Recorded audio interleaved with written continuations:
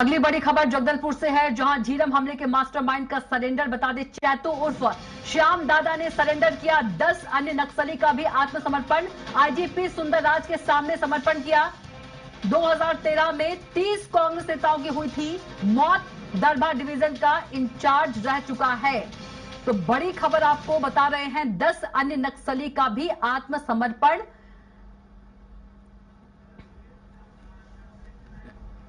और इसी खबर पर ज्यादा जानकारी के साथ दिलीप साहू रायपुर से हमारे साथ सीधे जुड़ गए हैं। दिलीप, बड़ी खबर है ये, झीरम हमले के मास्टरमाइंड का सरेंडर चैतू उर्फ श्याम दादा ने सरेंडर किया है, साथ में 10 अन्य नक्सली का भी आत्मसमर्पण। जानकारी दीजिए। जी बिल्कुल कविता, जिस तरह से लगातार नक्सली बैकफुट पर है, तो वो लगातार अब आत्मसमर्पण कर रहे हैं और सरकार भी कह रही है कि उनकी पुनर्वास नीति के तहत जो लाभ है वो दिया जा रहा है नक्सलियों को, तो उन्हें मुख्य धारा में लौट कर आना चाहिए, क्योंकि अब जंगलों में कुछ नहीं रखा है। और क्योंकि लोकतंत्र में अगर वे उनकी कुछ मांगे हैं, कुछ विरोध है, तो उसे लोकतांत्रिक तरीके से बातें रखें और लोकतंत्र में हिस्सा ले, चुनाव में लड़कर वे हिस्सेदारी बने, जनप्रतिनिधि बने और लोगों की अपनी बातें लोगों तक पहुंचाए, अपनी उनके अधिकारों के लिए लड़े। जंगलों में हथियार लेकर लड़ने से कुछ हासिल नहीं होगा। इस तरह से सरकार ने एक तरह से सीधी तरफ से अल्टीमेटम भी दे दिया है और ये भी कहा है कि अगर वे मुख्य धारा में नहीं लौटते तो सीधे वे गोली खाने के लिए भी तैयार रहे। एक तरह से सरकार ने भी चेतावनी दी है। और जिस तरह से लगातार नक्सली बैकफुट पर जा रहे हैं और हमने देखे कि अभी विदर्भ में ही करीब 160 नक्सलियों ने आत्मसमर्पण किए थे। वो अभय उर्फ सोनू के नेतृत्व में जो पोलित ब्यूरो मेंबर थे, उन्होंने पहले भी पत्र लिखकर सरकार से मंशा जताई थी और साथ ही साथ अपने साथियों से भी अपील किया था कि ये अब सशस्त्र संघर्ष को छोड़कर मेन स्ट्रीम में यानी मुख्य धारा में शामिल हो जाए। इसी तरह बात करें कि जगदलपुर में हाल ही में करीब 200 नक्सलियों ने आत्मसमर्पण किए थे, जो रुपेश है सेंट्रल कमेटी मेंबर, उनके नेतृत्व में।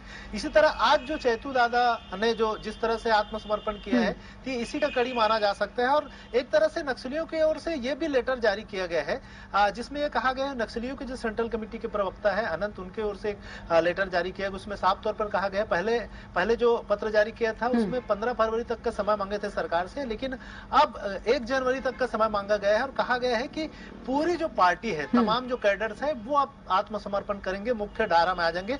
एक तरह से पूरे नक्सलियों का जो संगठन है, सीपीआई माओइस्ट है, भारत की कम्युनिस्ट पार्टी माओवादी, उनके जो सारे कैडर है, सारे जो नेता है, सभी एक साथ सरेंडर करने के लिए तैयार हैं। इसके लिए सरकार से समय मांग रही, क्योंकि वे जंगलों में अलग अलग इलाकों पे है, बस्तर के कई अलग अलग क्षेत्र में, चाहे कांकेर का एरिया बोले, सुकमा, जगदलपुर, बीजापुर। बिल्कुल दिलीप, हम एक्सक्लूसिव तस्वीरें भी दिखा रहे हैं, चैतू उर्फ श्याम दादा और 10 नक्सलियों ने सरेंडर किया है। एक्सक्लूसिव तस्वीर भी हम टीवी स्क्रीन पर दिखा रहे हैं। बता दें कि ये 2013 में 30 कांग्रेस नेताओं की हुई थी मौत। दरभा डिवीजन का इंचार्ज रह चुका है चैतू। देखिए, चैतू उर्फ श्याम दादा अपने साथियों के साथ सरेंडर किया है और इस वक्त की सबसे बड़ी खबर दिलीप कही जा सकती है, क्योंकि 2026-31 मार्च तक लक्ष्य है नक्सल मुक्त छत्तीसगढ़, नक्सल मुक्त भारत, और उसी दिशा में एक कदम और आज गृह मंत्री अमित शाह छत्तीसगढ़ में ही मौजूद हैं और प्रधानमंत्री भी जल्द ही पहुंचेंगे। तो एक बड़ी खबर है दिलीप।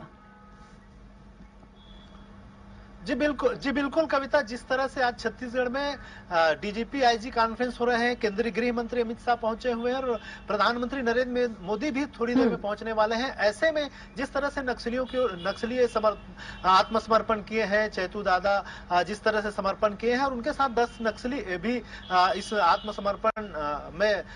आत्मसमर्पण किए हैं अपने आप को, तो निश्चित तौर पर यह बड़ी उपलब्धि है। और सरकार जो चाह रही है, जिस तरह से केंद्रीय गृह मंत्री ने पहले लक्ष्य तय किया हुआ है कि मार्च 2026 तक पूरे देश से नक्सलियों को सफाया कर दिया जाएगा, एक तरह से पूरी नक्सली संगठन को खत्म कर दिया जाएगा। इस तरह के जो एक लक्ष्य तय किया गया, उसके अनुरूप ही लगातार सफलता भी हम देखने को मिल रहा है। और इसी कड़ी में आज जो बड़ी सफलता मिली है कि जगदलपुर में एक साथ 13 नक्सलियों ने जो आत्मसमर्पण किया है श्याम दादा उस चैतू ने, तो निश्चित तौर पर यह बड़ी उपलब्धि कही जा सकती है। और आने वाले समय में जिस तरह से डीजीपी कॉन्फ्रेंस में एक सब्जेक्ट ये भी है कि आंतरिक सुरक्षा यानी नक्सलवाद से किस तरह से निपटा जाए, और इस इसके समूल उन्मूलन के लिए क्या और रणनीति हो, और अभी तक सरकार ने जो जो रणनीति अपनाई है उसको लेकर भी चर्चा की जाएगी। वो कितना सार्थक रहा, सफल रहा, कितना नुकसान इसका उठाना भी पड़ा, उन निगेटिव पहलुओं पर भी चर्चा किया जाएगा और इन तमाम पहलुओं को चर्चा करके एक नई रणनीति बनाई जाएगी कि कौन सा रणनीति ज्यादा कारगर हो रहा है। तो निश्चित तौर पे छत्तीसगढ़ का एक मॉडल हो सकता है इसमें कि छत्तीसगढ़ में जिस तरह से